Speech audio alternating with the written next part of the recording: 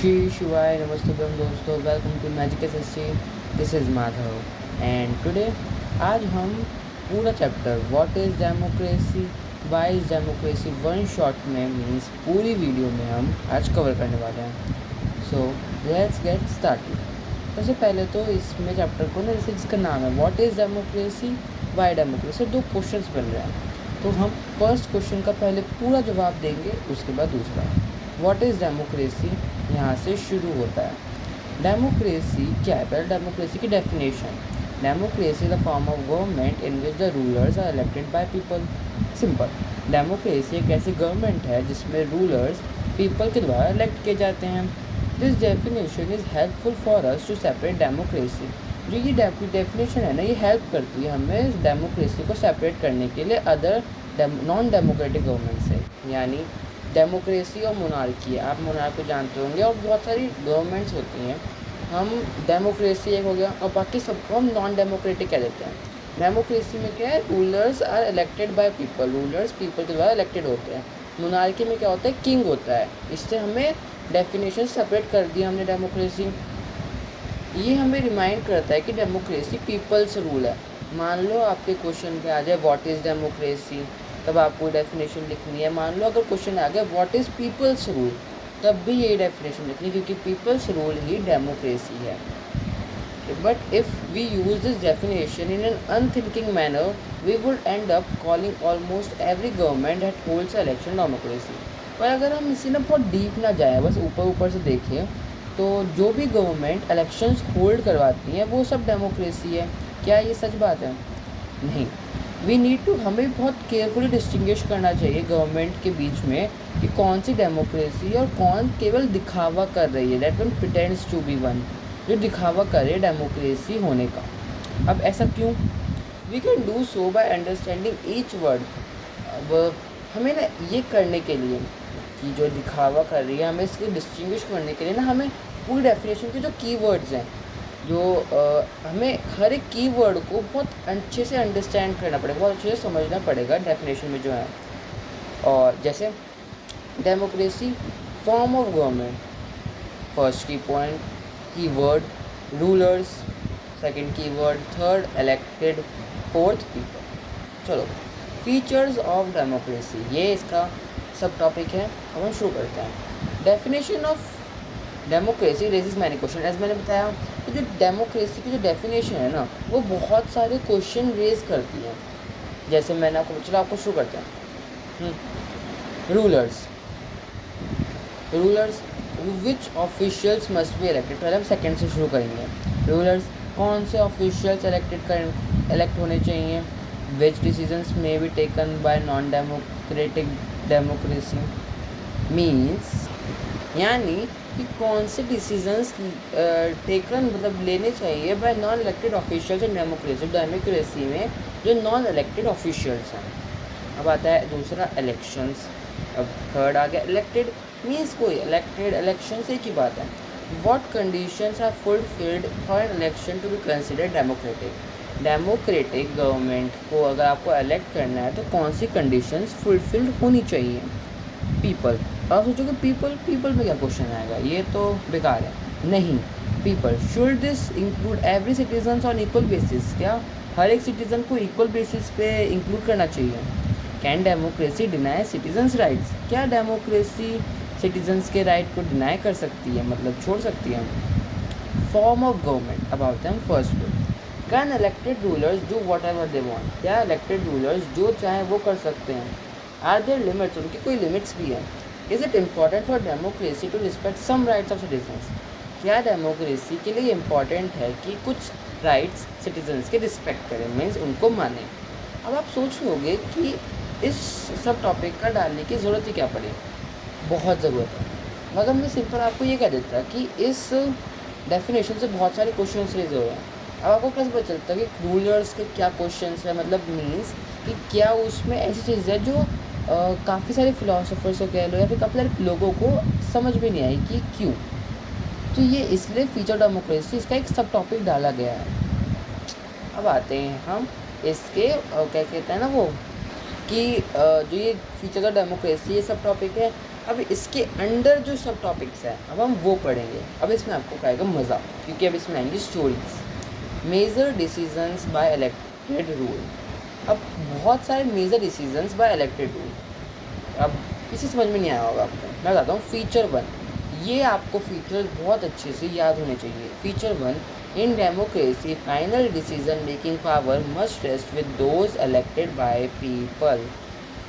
Democracy में जो final decision making है पावर का, वो केवल उनके पास ही होना चाहिए जिनको पीपल ने इलेक्ट किया है। जिन्हें अगर हम इतने वर्ड्स को, अब इतना बड़े को हम सिंपल वन वर्ड में बोले तो रिप्रेजेंटेटिव्स को आप इलेक्टेड बाय पीपल भी कह सकते हो। ये इसका फर्स्ट फीचर है जो बहुत इम्पॉर्टेंट है। सभी फीचर्स इम्पॉर्टेंट है, ये भी इम्पॉर्टेंट है।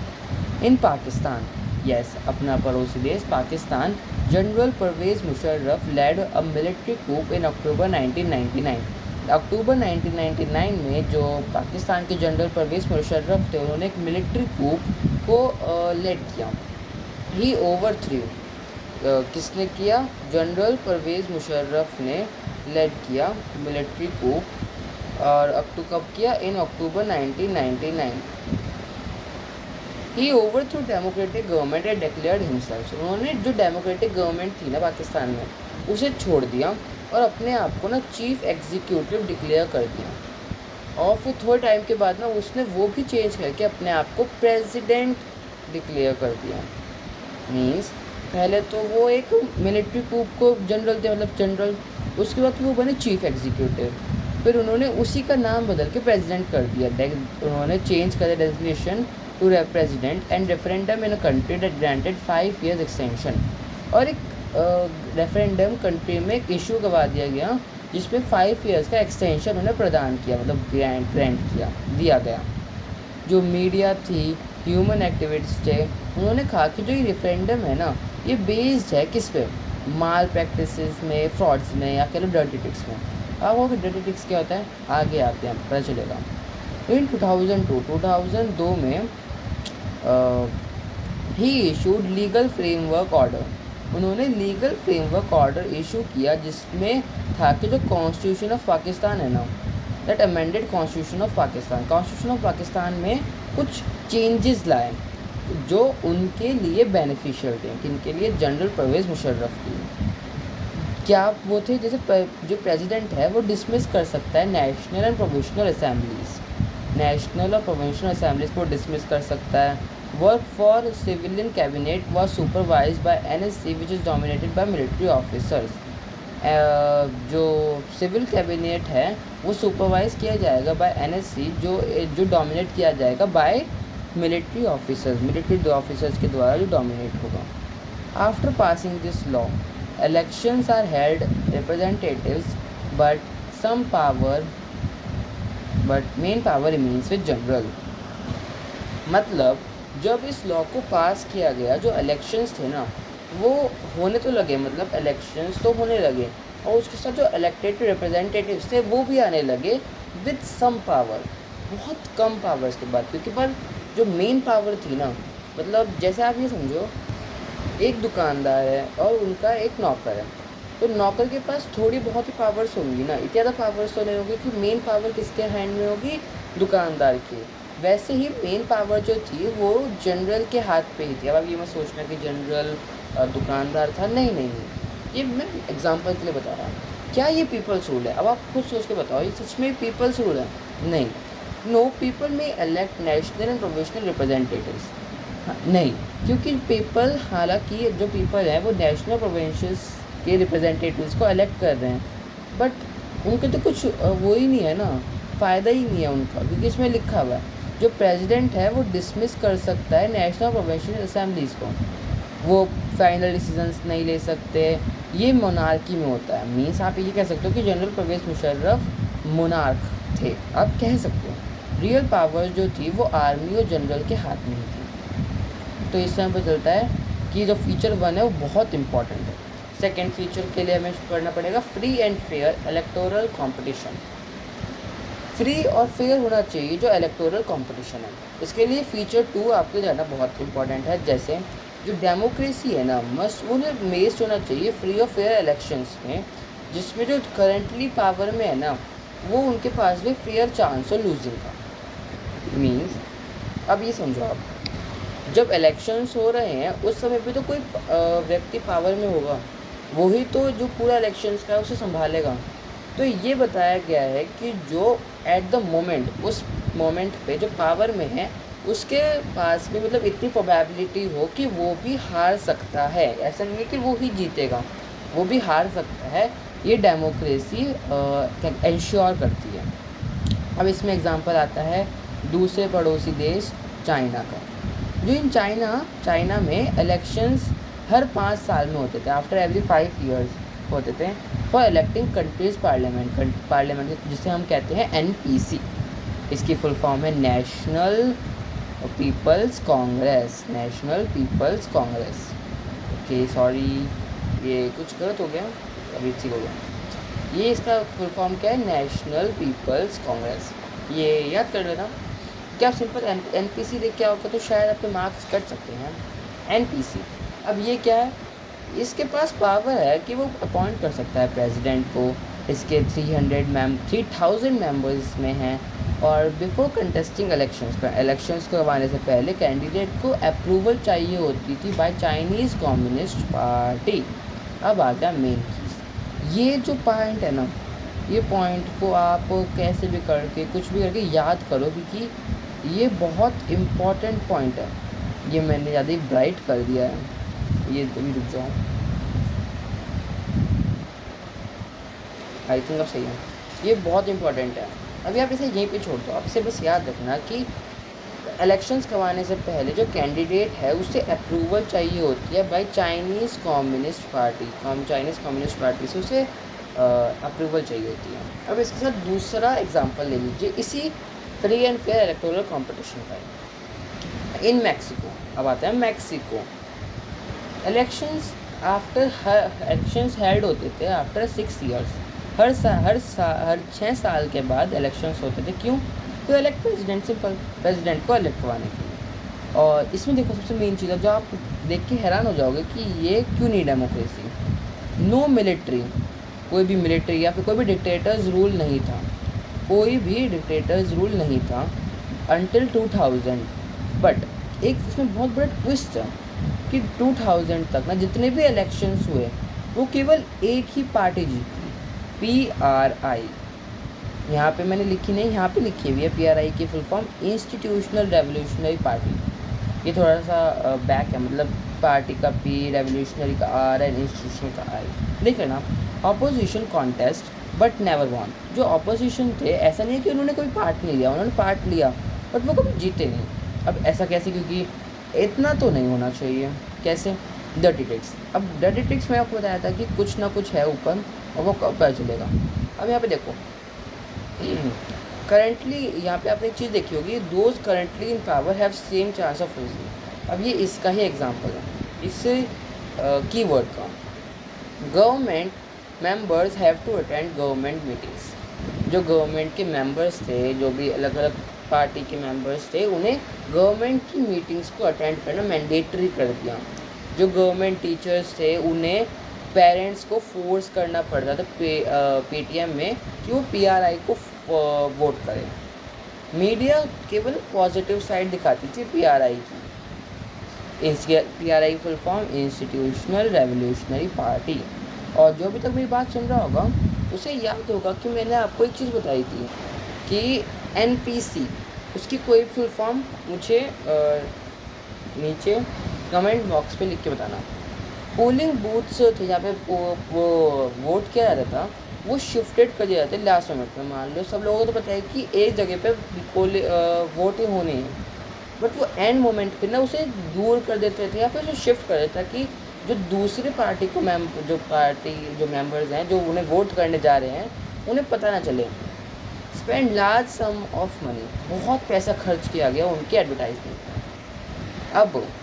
अब इस अपना मन से बताओ कि क्या हमें इसे डेमोक्रेटिक इलेक्शंस बोलना चाहिए, दोनों में, चाइना में और मैक्सिको में? अकॉर्डिंग टू मी नहीं, क्योंकि जो चाइना है, elections do not offer the people any serious choice.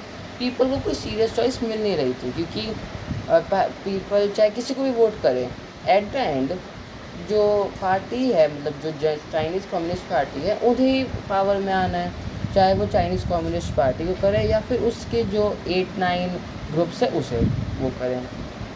They choose the ruling party and candidates approve by it. उन्हें रूलिंग पार्टी या फिर जो कैंडिडेट्स है उसी रूलिंग पार्टी के उन्हें अप्रूव यानी उन्हें चूज़ करना पड़ता, तो उनके पास कोई ऑप्शन नहीं है।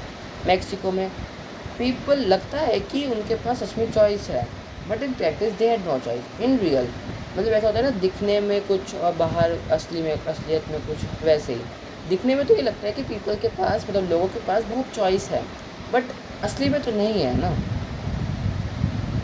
There was no way that the ruling party could be defeated even if the popular were against it. कोई भी ऐसा चांस नहीं था कि जो रूलिंग पार्टी है वो डिफीट कर दी जाए if the popular was against it, जो पॉपुलर पार्टी है वो उसके अगेंस्ट हो। अब आते हैं थर्ड फीचर पे, 1 पर्सन 1 वोट एंड 1 वैल्यू। इसके लिए फीचर 3 जानना आपके लिए बहुत इंपॉर्टेंट है कि जो डेमोक्रेसी में जो ईच सिटीजन्स हैं, मतलब हर एक सिटीज़न के पास 1 वोट होना चाहिए और उसका हर एक वोट मस्ट हैव 1 वैल्यू। आपको समझ में आएगा कि मैंने क्यों बोला ऐसा।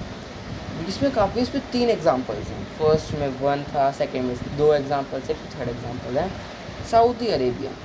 जो वुमेन्स थी ना, do not have right to vote. मतलब आज के समय में भी, क्योंकि सऊदी अरेबिया वैसे तो मोनार्क है, इसमें इसका वो आना नहीं चाहिए, but still Saudi Arabia monarch country है और उसमें वुमेन्स को राइट ही नहीं दे रखा है वोट का।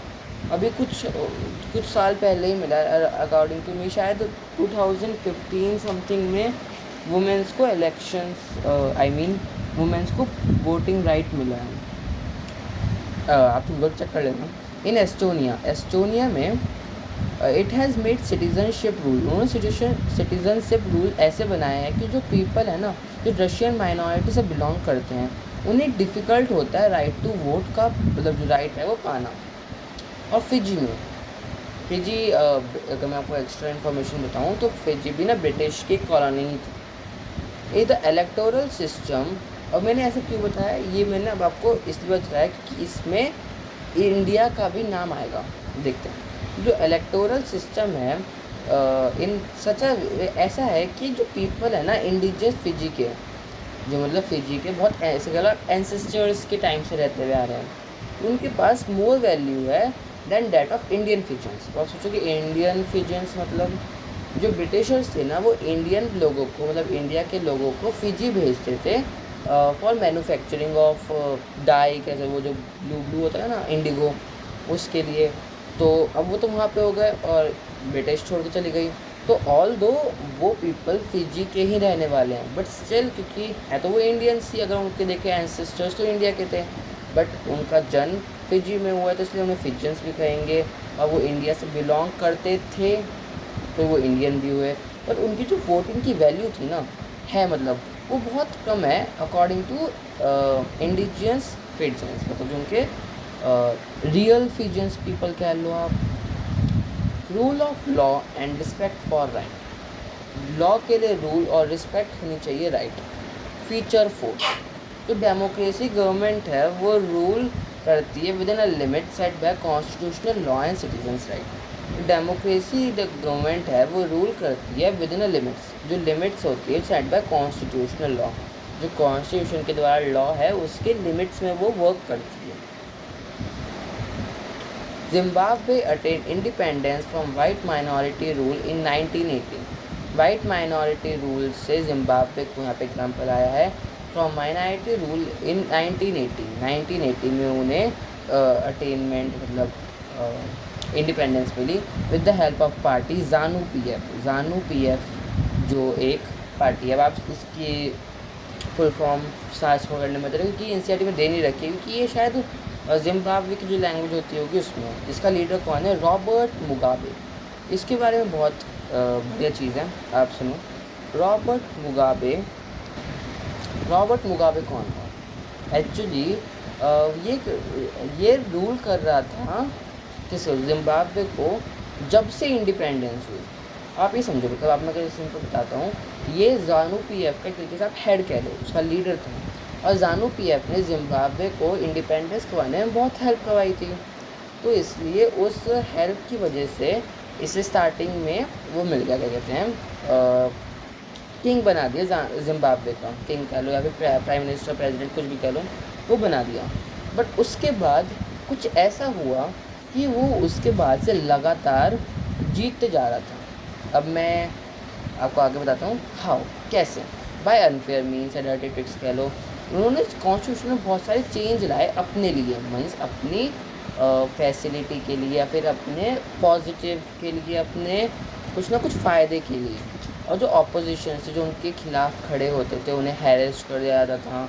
जो पब्लिक प्रोटेस्ट है उसे इलीगल, क्या कहते हैं, इलीगल बोल दिया गया। जो टेलीविजन थे वो केवल पॉजिटिव साइड दिखाते थे गवर्नमेंट के, हैरेस करते थे जर्नलिस्ट को कि कोई उनके खिलाफ कुछ लिख ना दे। The government has ignored judgement at was against it. जो गवर्नमेंट ने जितनी भी जजमेंट थी उनके अगेंस्ट थी, उन सबको मतलब इग्नोर करा। जिससे क्या पता चलता है, जो पॉपुलर गवर्नमेंट है वो भी कैन बी एंड कि जो पॉपुलर गवर्नमेंट है वो भी अनडेमोक्रेटिक हो सकती है। This is not only thing कि केवल वो डेमोक्रेटिक ही हो। जो पॉपुलर लीडर्स हैं वो भी ऑटोक्रेटिक यानी गलत हो सकते हैं। वॉट शुड वी डू, अब हमें क्या करना चाहिए इसके लिए? There should be sufficient room for normal political activity including political opposition in the period before elections. Election से पहले एक ऐसा ना रूम, यहाँ पे रूम ऐसा कोई पर्टिकुलर रूम के बारे में बताया। रूम मतलब एक तरीके से आप मीटिंग समझते हैं। एक इलेक्शन से पहले ना एक ऐसी मीटिंग होनी चाहिए जिसमें ना सब पॉलिटिकल एक्टिविटी को बात की जाए, पॉलिटिकल अपोजिशन सब एक साथ बैठ के कुछ ना कुछ डिसीजंस ले कि कुछ भी ऐसी गलत चीज़ ना हो। This requires that the state should respect some basic rights. इससे पता चलता है कि जो डेमोक्रेटिक की गवर्नमेंट है उसे राइट्स, सिटीजन्स के जो राइट्स है, सब बेसिक राइट्स, मतलब ऐसे नहीं सारे राइट्स नहीं, बेसिक राइट्स को रिस्पेक्ट करना चाहिए कि जो जितने भी लोग हैं वो सब लॉ के सामने इक्वल है, कोई भी बड़ा छोटा या नहीं है कुछ।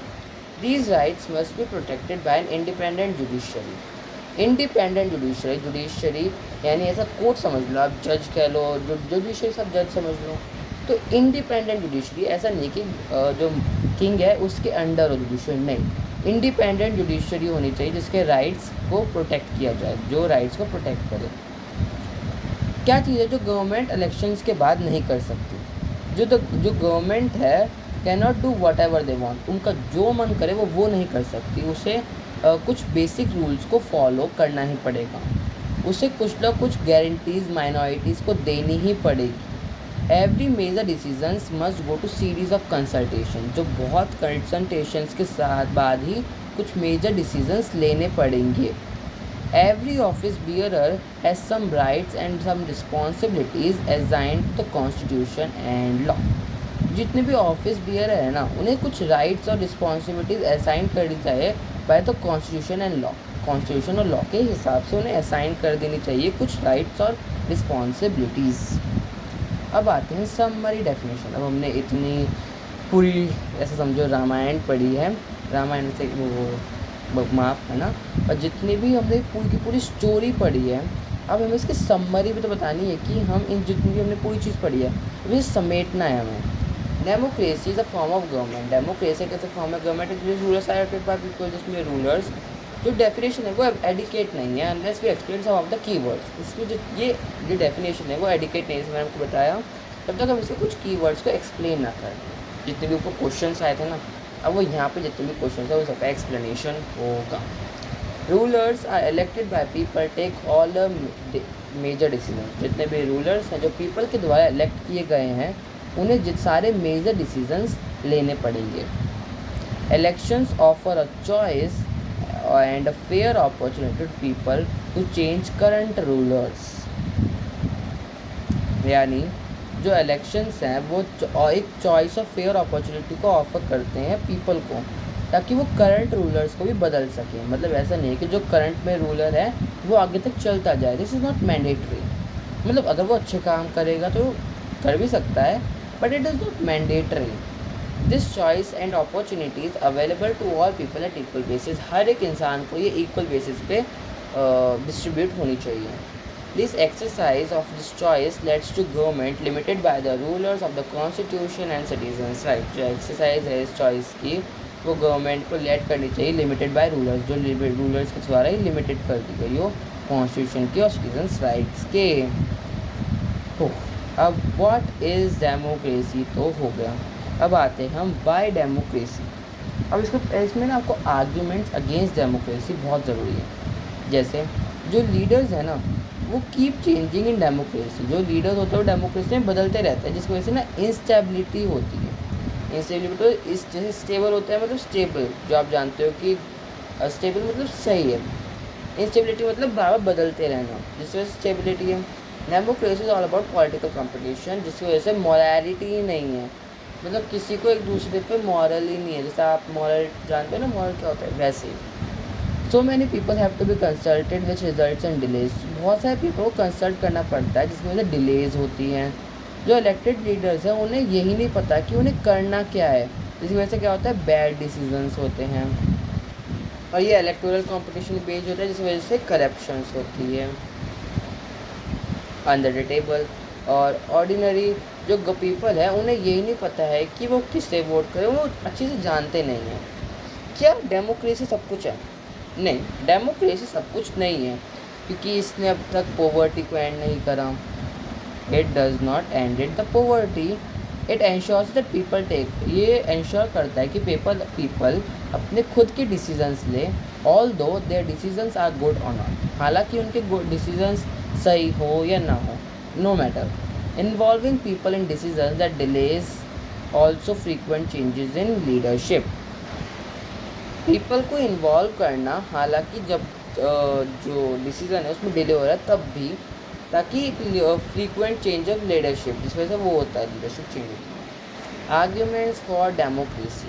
अब पहले आता है आर्ग्यूमेंट्स अगेंस्ट डेमोक्रेसी, अब आता है आर्ग्यूमेंट्स फॉर डेमोक्रेसी. इसका भी फीचर्स हैं तो याद करना. फीचर 1, जो डेमोक्रेटिक गवर्नमेंट है ये बेटर फॉर्म ऑफ गवर्नमेंट है, बिकॉज ये अकाउंटेबल होती है. गवर्नमेंट अकाउंटेबल मतलब जवाबदेही जो कहते हैं. एक बार क्या हुआ था, फेमाइन. चाइना में एक बार फेमाइन आया था 1958 टू 1961. इतना बड़ा, इतना लंबा टाइम के लिए आया था. अराउंड 58 टू 61, अराउंड इतना ही होगा, कुछ अराउंड 2 to 3 ईयर्स, जिसमें 3 करोड़ पीपल किल हो गए थे. इंडिया की भी इकोनॉमिक कंडीशन इतनी बढ़िया नहीं थी, बट स्टिल जो इम्पैक्ट था ना वो मोर था चाइना में, क्योंकि चाइना और इंडिया दूर दूर तो है नहीं. तो फेमाइन आप वो समझ लो कि इंडिया और चाइना दोनों पे आया था, बट इंडिया उस पर रिकवर करने पे आज जल्दी हो गया. कैसे? Due to difference in government की डिफरेंस होने में. क्योंकि चाइना में क्या थी, चाइना में नॉन डेमोक्रेटिक गवर्नमेंट थी और इंडिया में डेमोक्रेटिक गवर्नमेंट थी. जो सिर्फ इंडिया में जो लीडर्स थे उस समय पे, उन्हें ये था कि उन्हें ना लोगों को जवाब देना पड़ेगा, इसलिए वो ज़्यादा डिसीजंस और ज़्यादा सोच समझ के डिसीजन लेते थे. जिससे क्या होता था, Indian government responded famine in way that China did not. Okay, यहाँ पे आता है डेमोक्रेटिक और नॉन डेमोक्रेटिक में क्या फ़ायदा है, मतलब क्या डिफरेंस है. जो पीपल होते हैं ना वो इंडिपेंडेंटली और गवर्नमेंट को कुछ भी पूछ सकते हैं जो उनका मन करे. और नॉन डेमोक्रेटिक गवर्नमेंट में जो इसमें गवर्नमेंट की चॉइस होती है कि वो या तो लोगों को बताए या ना बताए, वो it's their choice. If they want no one can force them. अगर वो चाहे कोई उन्हें फोर्स नहीं कर सकता. अब आता है फीचर 2, जो डेमोक्रेटिक गवर्नमेंट होती है, जो डेमोक्रेसी होती है ना, वो इम्प्रूव करती है क्वालिटी ऑफ डिसीजन मेकिंग है. अभी तो वो ऊपर अगेंस्ट भी था. यस, क्योंकि जो डेमोक्रेसी होती है ना वो कंसल्टेशन पे बेस्ड होती है, डिसीजंस पे, which include many people discussions and meetings. जिसमें क्या होता है, पीपल्स की जो डिस्कशन और मीटिंग्स में ना इंक्लूड होती हैं. जब बहुत सारे लोग अपना सर यहाँ पे, अगर आप इसमें पुट देयर हेड्स टुगेदर पढ़ोगे तो आप समझ में जाओगे कि ये एक फ्रेज़ है, पुट देयर हेड्स टुगेदर. मतलब बहुत सारे जब सोच मिलती है ना तो वो एबल हो जाते हैं कि जो पॉसिबल मिस्टेक्स है उसे फाइंड करने में. ये टाइम तो लेता है बट रिड्यूस करता है chances of flash and irresponsible decisions नहीं है, ये लैश है, लैश एंड इररिस्पॉन्सिबल डिसीजंस. अब फीचर 3, जो डेमोक्रेसी होती है ना, प्रोवाइड करती है method to deal with conflict. जो डेमोक्रेसी होती है वो हेल्प करती है। जो कंट्री होती है हैविंग सोशल डाइवर्सिटी, इसमें सोशल डाइवर्सिटी होती है, डिफरेंसेस कॉमन होते हैं due to differences conflicts and also people. Means कि उनमें डिफरेंट लैंग्वेज होगी पीपल की, डिफरेंट रिलीजन्स होंगे, जिसमें से क्लैश होगा विद अदर ग्रुप्स। बहुत सारे लोग हैं उनकी डिफरेंट लैंग्वेज है, डिफरेंट रिलीजन्स है, जिस वजह से ना उनकी ग्रुप्स में बहुत क्लैश होता है। इसलिए ये जो डेमोक्रेसी होती है ना, ये डील करते हैं कॉन्फ्लिक्ट्स के साथ। Should we resolve this? अब कैसे रिजॉल्व करेंगे? नॉन डेमोक्रेटिक गवर्नमेंट है, वो ब्रूटल पावर, मतलब बहुत लड़ाई झगड़ा, majority of a dictate to minority, जो मेजॉरिटी है वो डिक्टेट करेगी माइनॉरिटी पे, resentment and unhappiness, at the end लोग नाखुशी होंगे। एंड डेमोक्रेटिक में क्या होगा? No one is winner, no one is loser, all will live peacefully, सब लोग शांति से रहेंगे और कंट्री सब साथ में रहेगी, मतलब भाईचारा इन शॉर्ट। ओके। फीचर 4 क्या है? जो डेमोक्रेसी होती है ना, वो डिग्निटी ऑफ सिटीजन्स को एनहेंस करती है, मतलब जो सिटीजन्स की डिग्निटी है उसे एनहेंस करती है। क्योंकि जो डेमोक्रेसी होती है ना, वो पॉलिटिकल इक्वालिटी पे बेस्ड होती है, जो सबको इक्वल वो देता है स्टेटस बिफोर लॉ, मतलब किसी भी सब लोगों को ना इक्वल है, मतलब इन शॉर्ट अगर देखा जाए तो सब लोग इक्वल हैं। पीपल्स आर रूलर देमसेल्व्स, जो पीपल है ना वो अपने खुद के ही रूलर्स हैं। और इस बार आता है feature 5, it allow us to correct its own mistake. ये हमें अलाउ करता है कि हम अपनी जो मिस्टेक हमने करी है उसे सही कर सकें। कैसे? अभी देखो, no guarantee of no mistake in any form of government. ये कोई गारंटी नहीं है कि कोई भी मिस्टेक ना हो किसी भी फॉर्म ऑफ गवर्नमेंट, बट जो डेमोक्रेसी है ना वो उसे करेक्ट कर सकती है। मीन्स देयर एक स्पेस होती है पब्लिक डिस्कशंस और room for corrections in which the either rules have to change or rulers, मतलब एक ऐसा रूम समझ लो जिसमें मीटिंग होती है, जिसमें या तो जो रूल है उसे ठीक कर लिया जाए या फिर जो रूलर है उसे ही बदल दिया जाए। रूलर यानी जो उस पावर में है उसे ही जो अगली बार इलेक्शंस होंगे उसमें उसे हटा दिया जाए इन शॉर्ट। अब आते हैं हम लास्ट सब टॉपिक में, जो लास्ट तो है but not least, broader meaning of democracy. हमने इस चैप्टर में पढ़ा कि जो डेमोक्रेसी है ना, ये लिमिटेड है डिस्क्रिप्टिव सेंस में, और इस डेफिनेशन से डेमोक्रेसी की introduce the basic feature of democracy. जो डेमोक्रेसी के जो बेसिक फीचर है ना, हम उससे इंट्रोड्यूस हुए। In countries we call democracy all people did not rule, मतलब जो कंट्री में अगर हम उसे डेमोक्रेसी कह रहे हैं बट उसमें सब पीपल रूल नहीं कर रहे हैं। कौन रूल कर रहा है? जो पीपल के द्वारा इलेक्टेड है, यानी रिप्रेजेंटेटिव है उनका। जो मेजॉरिटी है वो अलाउ करता है to take decision on behalf of all people they rule through. जो मेजॉरिटी है वो अलाउ करता है डिसीजंस को behalf of people they rule through. This become necessary. ये नेसेसरी क्यों बन गया है आजकल? बिकॉज जो मॉडर्न डेमोक्रेसीज है ना, वो लार्ज नंबर हो गई है पीपल की, जो फिज़िकली इम्पॉसिबल हो गया है उनके लिए कि साथ में बैठ के डिसीजंस लेना। क्योंकि देखो, आप मान लो बहुत सारे लोग हैं और जगह बहुत कम है, तो वहाँ पे सबको एक साथ बिठा के, और चलो एक बारी को आपने बिठा भी लिया, even if they could, the citizens do not have the time or desire or the skills to take part in all decisions। मतलब मान लो बहुत सारे लोग हैं और जगह बहुत कम है, तो आप कितनी भी कोशिश कर लो आप उन्हें नहीं बिठा सकते। बट अगर आपने कुछ भी करके उन्हें बिठा भी दिया, तो ना लोगों के पास टाइम है, ना उतना उनके अंदर डिज़ायर है, और ना उतने उनके अंदर स्किल्स हैं कि वो उन सारे डिसीजंस में पार्ट ले सकें। जैसे those who are not powerful, जो पावरफुल नहीं है, have the same way in taking decisions as they whose are powerful. जो पावरफुल है उनके पास जो डिसीजन है, वैसे जो पावरफुल नहीं है उनका डिसीजन लेने का स्टाइल सिर्फ एक जैसा ही है। This applies to government and its family. जो ये अप्लाई होता है गवर्नमेंट पर और उनकी फैमिलीज़ पर। जो डेमोक्रेसी है ये एक प्रिंसिपल है जो हर एक स्पेयर ऑफ लाइफ में यूज़ हो सकता है। अब आइडियल स्टैंडर्ड टू बिकम, ये क्या है इसका ideal standard? True democracy will come to this country only when no one goes hungry to bed. कोई भी अगर भूखा पेट बेड पर नहीं जाएगा, उस कंट्री में डेमोक्रेसी है। Every citizen plays an important role. जो हर एक सिटीज़न है वो एक इम्पॉर्टेंट रोल प्ले करता है डिसीजन मेकिंग में। कैसे? अब मैंने तो बताया कि सब लोगों के साथ बिठा नहीं सकते हैं, क्योंकि मान लो दो लोग हैं, एक का डिसीज़न मतलब एक बहुत अच्छा है और एक बहुत बुरा है, और मेरे पास चॉइस है कि मैं किसे चूज़ करूँ कि कौन डिसीज़न लेगा। तो अब ये हर सिटीज़न का एक वो होगा ना, इंपॉर्टेंट होगी, मतलब मेरा बहुत इंपॉर्टेंट रोल होगा ना। वैसे वाई वी वैल्यू डेमोक्रेसी, हमें डेमोक्रेसी की वैल्यू क्यों करनी चाहिए? ये हमें इट एनेबल अस टू जज और present democracy and find its weakness. ये हमें एनेबल करता है, मतलब हमें हेल्प करता है कि जज कर सके या फिर प्रेजेंट कर सके डेमोक्रेसी को, और उसकी जो वीकनेस है उसे हम फाइंड कर सकें और उसे ठीक कर सकें।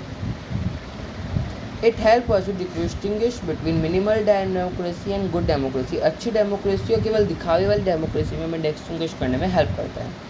Democracy is a feeling that applies to part of life. हर एक पार्ट ऑफ लाइफ में डेमोक्रेसी ऐसी फीलिंग है जो अप्लाई हो सकती है। There can be various ways of taking decisions in a democratic manner as long as basic principle of consultation on an equal basis is expected. हर एक various ways में जो डिसीजन टेकिंग होता है डेमोक्रेटिक मैनर में, वो इतना लंबा हो सकता है, मतलब as long as the basic rule principle of consultation, जो कंसल्टेशन का बेसिक प्रिंसिपल है वो एक्सपेक्ट हो सके ऑन इन इक्वल बेसिस। यानी बहुत सारे वेज हो सकते हैं डिसीजन लेने के लिए डेमोक्रेटिक मैनर में, बट जो बेसिक प्रिंसिपल होता है ना कंसल्टेशन का, वो एक्सपेक्ट किया जाता है, यानी इक्वल बेसिस में उन्हें एक्सपेक्ट किया जाता है। Democracy is a government through the people's vote, जो पीपल के वोट के द्वारा चलती है। But if the community is small there can be the other ways of democratic decisions. But अगर कम्युनिटी स्मॉल है तो डेमोक्रेटिक डिसीजंस का स्टाइल अलग हो सकता है। No country is perfect democracy. ऐसा क्यों कहा है? Democracy has minimal condition in this chapter that there is not made it ideal democracy. Means कि जो डेमोक्रेसी है ना, जो केवल मिनिमम कंडीशंस में, कि जो इस चैप्टर में ना केवल जो हमारे 9th का स्टैंडर्ड का जो चैप्टर है what is democracy, Y democracy, इसमें बहुत कम बहुत ब्रॉड नहीं गए, मतलब बहुत डीप नहीं गए, इसे थोड़ा थोड़ा ही समझ के हमें समझाया है। इसलिए क्या है, इसमें हम ये कह सकते हैं कि जो कोई भी कंट्री है ना, वो परफेक्ट डेमोक्रेसी नहीं है। Democracy should remember ideas. जो डेमोक्रेसी है उसे अपने आइडियाज़ रिमेंबर रखने चाहिए। It needs consistent effort. उसे ऐसा नहीं है कि आपने डेमोक्रेसी एक बार हो गई बस खत्म, नहीं, कंसिस्टेंट एफर्ट उसमें होना बहुत ज़रूरी है। And that's all for today. आज की वीडियो हमारी पूरे चैनल की फर्स्ट इतनी लंबी वीडियो होगी। ये अराउंड 37 मिनट्स की है। और थैंक यू सो मच। हम मिलेंगे आपसे कल। Bye bye. श्री शिवाय नमस्तोभ्यम।